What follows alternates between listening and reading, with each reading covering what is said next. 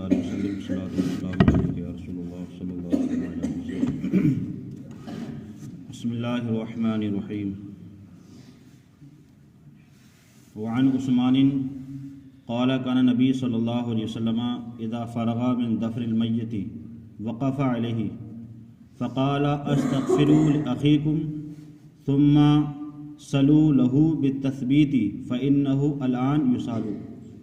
حدیث پاک ہے، حضرت عثمان غنی رضی اللہ تعالیٰ عنہ سے مروی ہے کہ نبی اکرم صلی اللہ علیہ وسلم اذا فرغ من دفن المیت، جب کسی میت کو دفن کرنے سے جب فارغ ہو جاتے تھے، مطلب کسی میت کو آپ دفن کر کے جب فارغ ہو جاتے تھے، وقف علیہ، تو اس کے قبر کے پاس آپ کھڑے ہوتے تھے، اور کھڑے ہونے کے فقال، اور فرماتے تھے استغفروا لاخیکم، تم اپنے بھائی کے لیے استغفار کی دعا کرو، کیونکہ کچھ آج ایسے بھی لوگ ہیں کہ جو قبر پر فاتحہ کو یا قبر پر دعا کو یا قبر پر اذان کو منع کرتے ہیں۔ اب صریح طور پر حدیث پاک ہے کہ میرے آقا صلی اللہ علیہ وسلم دفن کرنے کے بعد وہاں قبر کے پاس کھڑے ہوتے تھے، فقال، اور فرماتے تھے استغفروا لاخیکم، تم جو اپنے بھائی کے لیے استغفار کی دعا کرو، مطلب جو تمہارا بھائی ابھی تم نے جو دفن کیا ہے اس کے لیے دعا کرو۔ کیوں؟ ثم صلوا له بالتثبیت، اور پھر اس کے لیے ثابت قدم رہنے کی دعا کرو۔ اب ثابت قدم رہنے سے کیا مطلب؟ ثابت قدم رہنے سے مطلب یہ ہے کہ اب ان کے پاس جو ہے وہ منکر نکیر آئیں گے، ان سے سوالات کریں گے، یہ جوابات دیں گے، تو جب آپ ان کے لیے ثابت قدم رہنے کی دعا کریں گے تو یہ گھبرائیں گے نہیں، تو آپ آسانی سے ثواب دے سکیں۔ کیوں؟ فَإِنَّهُ الْآنَ يُسْأَلُ لَهُ، کیونکہ اب جو ان کے پاس جو وقت ہے وہ سوال کرنے کا وقت ہے۔ تو گویا کہ اب اس میں سب سے بہتر جو طریقہ علماء نے نکالا ہے، جو قدیم زمانے سے چلا رہا ہے، وہ ہے کہ اذان۔ کیوں؟ کیونکہ آپ نے بے شمار احادیث میں سنا ہوگا کہ جب انسان اذان کہتا ہے تو اذان کی آواز جہاں تک جاتی ہے شیطان کیا ہے وہ دور بھاگتا ہے۔ تو جب ہم قبر پر اذان پڑھتے ہیں تو جب مردہ اس اذان کو سنتا ہے اور اس کے بعد جو فرشتہ آتا ہے، اور فرشتے آنے کے بعد حدیث پاک میں یہ بھی ہے کہ شیطان بھی آتا ہے، اور شیطان جب اس سے مردے سے سوال ہوتا ہے من ربو کا، تمہارا رب کون ہے، تو شیطان کہتا ہے کہ میری طرف اشارہ کر دے، میں تیرا رب ہوں، تیرا دین کیا ہے۔ تو شیطان کہتا ہے کہ یہاں بھی، مطلب دنیا میں تو اس نے شیطان نے بھڑکانے کی کوشش کی، قبر میں بھی اس کا وہ پیچھا نہیں چھوڑتا ہے۔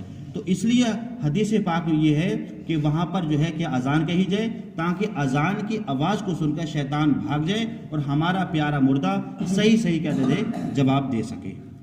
وعن ابی سعید قال قال رسول اللہ صلی اللہ علیہ وسلم لیسلطوا علی الکافر فی قبرہ 99 تہنیۃ تحبسہ وتلغدہ۔ حضرت ابو سعید خدری رضی اللہ تعالیٰ سے روایت ہے کہ رسول پاک صلی اللہ علیہ وسلم نے ارشاد فرمایا کہ یسلط علی الکافر فی قبرہ، کہ کافر کی قبر پر 99 سانپوں کو مسلط کیا جاتا ہے۔ کافر کی جو قبر ہوتی ہے، اب کچھ علاقوں میں الگ الگ طریقہ ہے، کہیں کافروں کو جلاتے ہیں، کہیں کافروں کو دفن کرتے ہیں، لیکن میرے آقا صلی اللہ علیہ وسلم کے زمانے میں جو مکہ کے کافر یا مدینہ کے جو کافر ہوتے تھے انہیں جلاتے نہیں تھے بلکہ ان کو بھی دفن کرتے تھے۔ تو میرے آقا نے ارشاد فرمایا کہ کافر کی قبر پر جو ہے وہ 99 سانپوں کو مسلط کیا جائے گا۔ اچھا، 99 سانپوں کو ہی کیوں مسلط کیا جائے گا؟ 100 کو کیوں نہیں کیا جائے گا یا 50 کو کیوں نہیں کیا جائے گا؟ تو اس کی وجہ یہ ہے کہ اللہ تعالیٰ کے نام کتنے ہیں؟ 99 ہیں۔ آپ نے قرآن مقدس کے شروع میں دیکھے ہوں گے کہ اس میں 99 نام لکھے ہوئے ہیں، حالانکہ اعلیٰ حضرت رضی اللہ تعالیٰ عنہ نے اپنی کتاب میں جو ہے تقریباً جو ہے وہ 1700 نام اللہ تعالیٰ کی شمار فرمائے ہیں۔ باقی جو مشہور نام ہیں جو قرآن پاک میں درج ہیں وہ 99 نام ہیں۔ تو گویا کہ اس کافر نے اللہ کے 99 ناموں کا انکار کیا، اسی وجہ سے اس کی قبر پر 99 سانپوں کو کیا کیا؟ مسلط کیا گیا۔ اب وہ سانپ کوئی عام نہیں ہے، وہ دیکھو کیا ہوگا اس کا، تلغدہ، وہ اس کو ڈستے رہتے ہیں۔ کب تک؟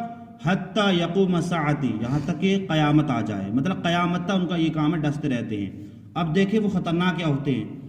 لو ان تنیۃ منہا نفخ فی الارض ما انبت خضراء، اگر ان میں سے کوئی ایک سانپ اگر زمین پر، وہ ہے زمین پر، اگر وہ پھونک مار دے، ڈسے نہیں، صرف پھونک مار دے، ما انبت الخضراء، تو سبزیاں اگنا اس کھیت سے بند ہو جائیں۔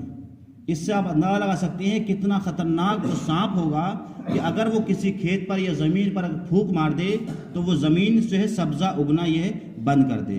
اب بتائے وہ سانپ اس پر مسلط کیا جائے گا اور پھر 99 سانپوں کو مسلط کیا جائے گا تو کیا حال ہوگا اس کافر کا جس نے دنیا میں اللہ کا انکار کیا اور اللہ کے رسول کا کیا کیا؟